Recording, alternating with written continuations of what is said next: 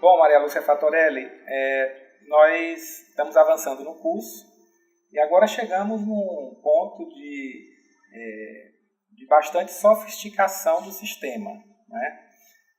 Esse sistema que nós estamos detalhando aqui no Brasil, mas ele é um esquema internacional, né?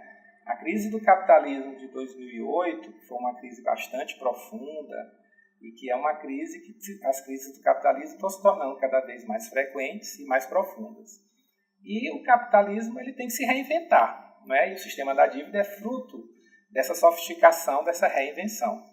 E agora está chegando no Brasil a securitização de créditos. A gente ouve falar de securitização como uma tentativa, por exemplo, dos bancos de se livrar de dívidas que não vão receber ou que têm dificuldade de receber. Ele delega a outra pessoa a função de receber, ele vende essa dívida para outra pessoa e a pessoa se responsabiliza em receber, enfim, tem uma perda naquilo que iria arrecadar, mas a responsabilidade passa para quem comprou. Então explica para a gente um pouco o que é essa securitização de crédito. É realmente isso que a propaganda diz, de que é uma tentativa de arrecadar um crédito que teria dificuldade ou que não iria se arrecadar? Olha, infelizmente não. Todos os entes federados, todos os estados, os municípios, também a União, todos têm um volume de créditos na chamada dívida ativa que não vão receber nunca. Por exemplo, os tributos devidos pela Transbrasil.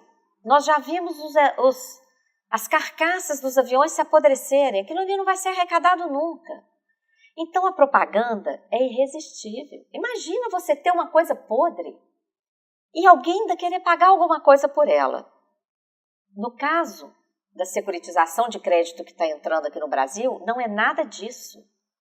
O Estado está entregando o dinheiro arrecadado de contribuinte, o fluxo da arrecadação. Interessante isso, porque quando a gente vem falando sobre o sistema da dívida e se refere a títulos públicos, o comprador, o rentista, o banco, compra do governo um título público e fica aguardando o governo arrecadar e fazer o pagamento, o resgate desse título público. Isso. E parece que na securitização de crédito isso é diferente. É né? diferente, porque do jeito que montaram essa engenharia financeira, o investidor se apropria diretamente da arrecadação tributária durante o percurso dos recursos pela rede bancária.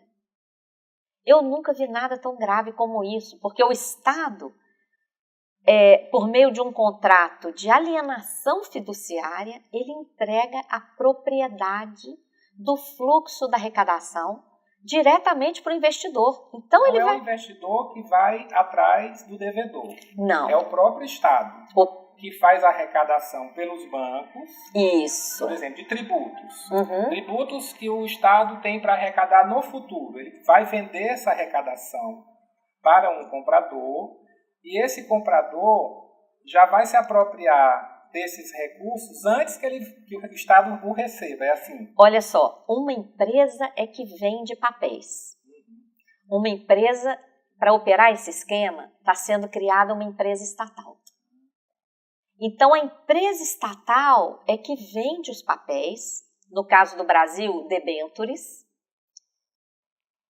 Quem compra essas debêntures são só investidores privilegiados, porque eles são vendidos com esforços restritos, sem propaganda, ninguém fica sabendo. Parecido com os dealers que a gente tem falado sobre a dívida da compra de títulos públicos. Lá no sistema da dívida. Então, a empresa vende os papéis, o investidor compra. O dinheiro que a empresa recebe, ela vai passar uma parte para o Estado. Então, isso aí já é uma geração de dívida pública ilegal. O Estado não contabiliza essa dívida como dívida. Não é antecipação de receita. Não, é dívida. É dívida mesmo, é contratação de dívida. E aí, como é que ele paga essa dívida se ele nem contabiliza como dívida? Ele paga por fora, com recursos arrecadados de contribuintes em geral. Não é do crédito podre. O crédito podre não vai ser pago nunca. O crédito podre só tem servido para calcular as taxas de remuneração dos grandes bancos que estão estruturando essas operações. Aí, na hora de estruturar a operação, tem um custo. Nesse custo, eles computam todo o volume da dívida ativa, todo o volume de crédito e calculam um percentual sobre aquilo. Mas o dinheiro mesmo que está sendo arrecadado está sendo decorrente da cobrança feita pela administração tributária, pela Secretaria de Fazenda, ou Finanças, ou pela Receita Federal, em caso federal. Então, nós pagamos um imposto. Isso. Esse imposto não vai para o orçamento do Estado. Isso. Ele vai para uma conta vinculada, não é assim? Exatamente. Dessa conta vinculada, sem chegar no orçamento público, ele já é desviado para o pagamento desses debêntures. Exatamente, no meio do caminho. Ele já vai ser sequestrado durante esse percurso pela rede. Isso é legal? É completamente ilegal, professor Antônio. Isso aí fere simplesmente toda a legislação de finanças do país.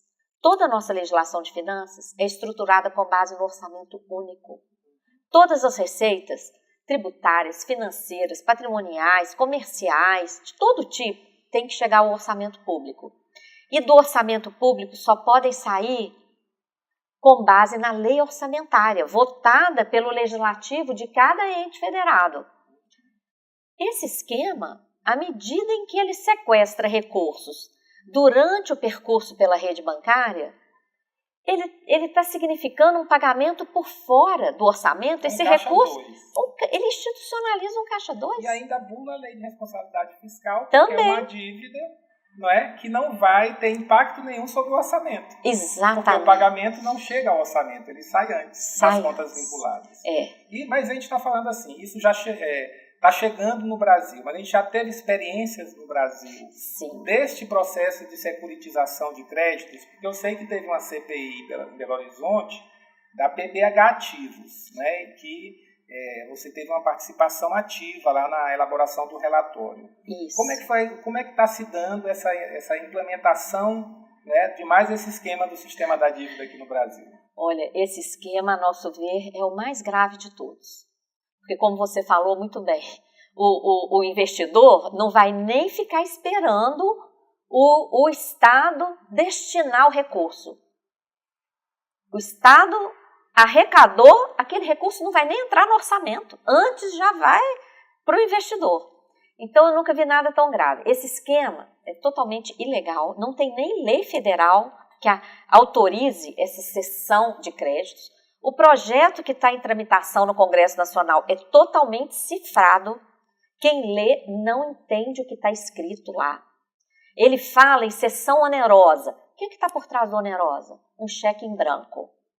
Ele não fala em cessão do fluxo de arrecadação, ele fala em cessão de direitos sobre créditos. Esses direitos sobre créditos é o dinheiro arrecadado dos créditos tributários. E fala que vai ceder para empresas, pessoas jurídicas de direito privado. Todo mundo pensa que está vendendo crédito para um setor privado. Não! Está cedendo para essa conta vinculada a essa estatal que é regida pelo direito privado. É realmente uma confusão. E além da experiência da PBH Ativos, isso já aconteceu em algum outro local? Parece que aqui em São Paulo. Em São Paulo. Em estado de Minas. Isso. Em todos, o modelo é exatamente o mesmo. Com uma empresa estatal, emitindo as debêntures, são vendidas para investidores privilegiados. Só uma parte do dinheiro da arrecadação da venda fica com a empresa, a outra parte é a operação de crédito disfarçada que vai para o Estado e que é paga por fora com a cessão do fluxo de arrecadação. Agora, esse projeto de lei, o 459/2017, que já está na Câmara, ele foi aprovado no Senado, por pouca coisa. Um voto a mais do que o necessário. E agora está tramitando na Câmara dos Deputados. Exato. E na Câmara dos Deputados, o 459, ainda é possível de ser barrado. Então, a gente faz um apelo para todo mundo que está participando desse curso, para acessar os diversos materiais que estão aí na plataforma do curso, também na página da Auditoria Cidadã, porque esse esquema ele é semelhante ao que atuou na Grécia. A Grécia foi só uma vitrine desse mesmo esquema, só que lá, em vez de ser uma empresa em cada lugar, como estão fazendo aqui no Brasil, lá fizeram uma empresa escondida em Luxemburgo e 17 países europeus são sócios. Foi esse mecanismo que transferiu recursos para os bancos que estavam ameaçados de quebra com a crise do capitalismo de 2010, com a crise dos derivativos lá que estavam envolvendo. Isso quebrou a Grécia e vai quebrar o Brasil, né, que passa por mais uma crise e que se isso não for barrado, na Câmara dos Deputados, já teve audiência pública, tentaram fazer às escondidas, mas a auditoria, juntamente com outras entidades, conseguiu fazer uma audiência pública. E é importante que a gente se aproprie disso. É uma luta que é de todos e de todas nós, porque é mais recurso público drenando para o capital rentista, drenando para o sistema da dívida. E escondido por trás de propaganda falsa, né? Isso que é mais grave, enganando toda a população. É isso, Maria Lúcia, muito bom estar aqui conversando com você sobre, infelizmente, um tema bastante ruidoso, e árido, mas é desse modo que a gente espera contribuir para a melhoria da nossa sociedade. Muito obrigado. Isso. Eu que agradeço, professor Antônio, brilhante, muito grata.